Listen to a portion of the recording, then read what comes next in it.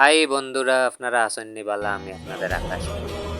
বন্ধুরা, চলে এলাম নতুন আরেকটি ব্লগ নিয়ে।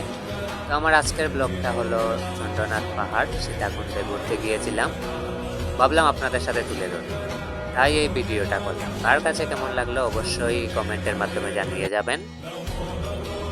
তো যারা পাহাড় ভালোবাসেন তারা অবশ্যই যেতে পারেন চন্দ্রনাথ পাহাড়ে। সেখানে মহাদেব আছেন, মহাদেবের দর্শন করতে পারবেন।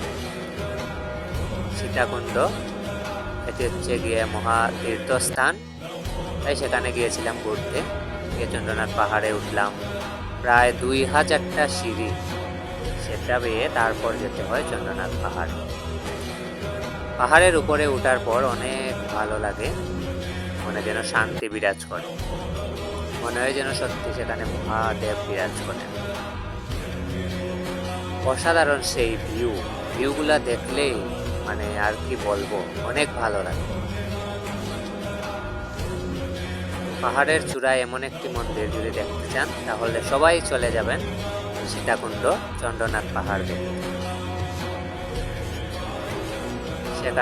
সেখানে গেলে অনেক ভালো লাগে, সেখানকার বাতাস আবহাওয়া অনেক ভালো।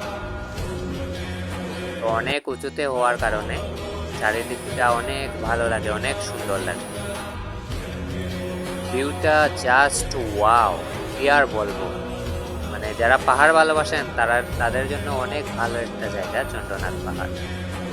সেখানে গেলে মনটা শান্ত হয়ে যায়। এবং তারপর চন্দ্রনাথ পাহাড় ঘুরে গিয়েছিলাম সেখানকারই ঝর্ণাটা আর কি বলবো, আরো অনেক ভালো লাগতেছে। ঝর্ণাটা অনেক সুন্দর, অনেক বড়। সেখানে গিয়ে স্নান টান করলাম, তারপর আবার চলে এলাম। এত সময় আমার পাশে থাকার জন্য সবাইকে অনেক অনেক ধন্যবাদ। চলে আসবো খুব তাড়াতাড়ি নতুন আর একটা ব্লগ।